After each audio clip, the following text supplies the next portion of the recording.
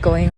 An international resource grab. For those of you who don't know me, my name is Rachel Donald. I'm the climate corruption reporter who exposed the $500 billion worth of fossil fuels off of Gaza's coast. Alright, let's talk about what's going on in Darfur. 20 years ago there was a genocide in Darfur, and today The Guardian published a report of the ethnic cleansing going on once again in Darfur. Human Rights Watch has found evidence that children were piled up and shot in June 2023.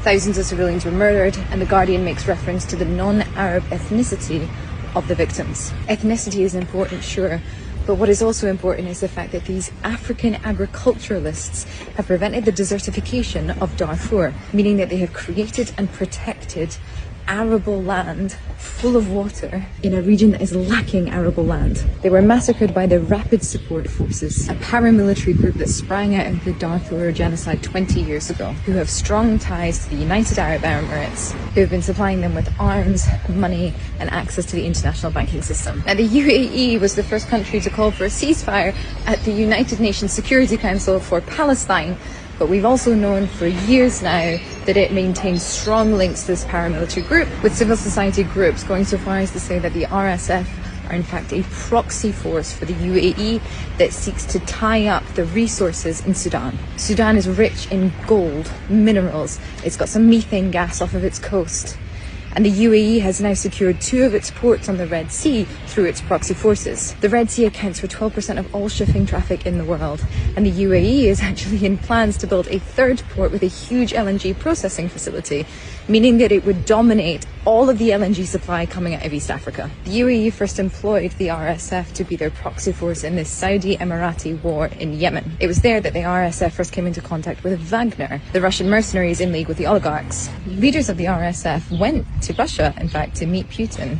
And allegedly it was the UAE that brokered that deal, because it was Sudanese gold that then propped up the Russian ruble when the international community levied sanctions against Russia after its invasion of Ukraine. This is going to get a little bit more complicated, but bear with me. So far we have Emirati-backed mercenaries taking over half of Sudan, taking over its resources, washing those resources into the international market through the Emiratis, who are seeking to shore up power and influence due to their ongoing conflict with the Saudis. Now, the leader of Saudi Arabia sees himself as the ruler of the Middle East, and recently called on all businesses to move their headquarters from Dubai to the capital of Saudi Arabia, Riyadh. For the moment, Saudi Arabia is the biggest fossil fuel producer in the world, so it has a fair amount of power. To combat this, the United Arab Emirates became the largest trader in conflict diamonds in the world, overtaking Belgium in 2023. This is why civil society groups warn that the UAE is seeking the resources of Sudan in order to shore up its political power. All of this attracted the attention of Western governments.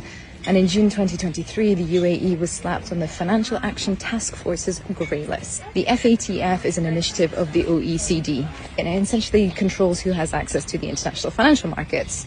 There are only 2 countries currently on the blacklist, Myanmar and Iran. The UAE was told to scuttle off and prepare documentation proving that it has clean finances.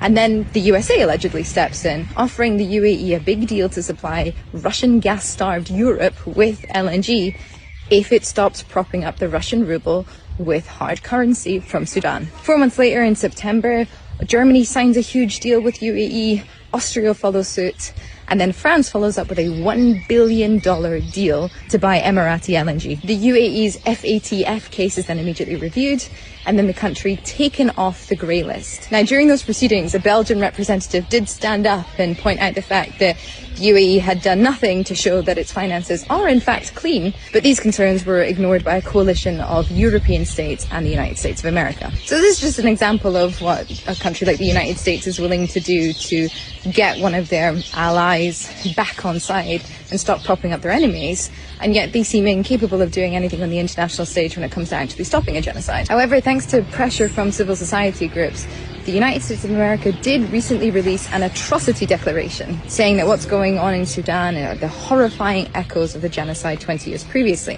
However, then Secretary of State didn't call a press conference to do so, and he didn't mention the United Arab Emirates, even though these links between the RSF and the UAE have been long documented. Now, civil society groups say that that could have been because just 2 days previously, the United States had made a sale of arms to the UAE, arms which are flowing into Sudan against the arms embargo. The other reason could be that just that week, Blinken had met with leaders from the UAE trying to convince them to go to war with Yemen.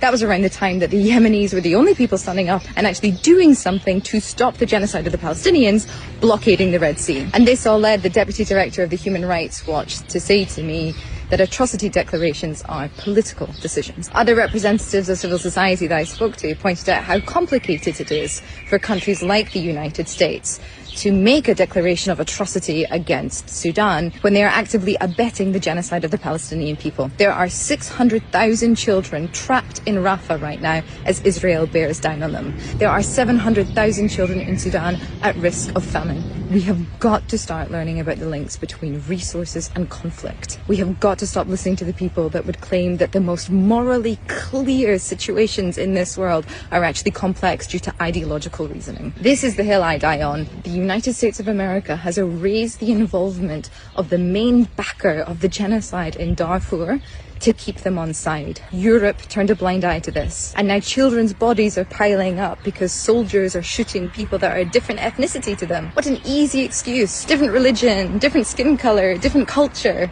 When in fact, the people pulling the triggers aren't the people making those decisions. And the people making those decisions to go to war and slaughter innocent people do all share a single culture, a desire for economic growth and political power. I wrote about how the horrors in Darfur are a climate genocide back in February. Read the full report at planetcritical.com and subscribe to support journalism for a world in crisis.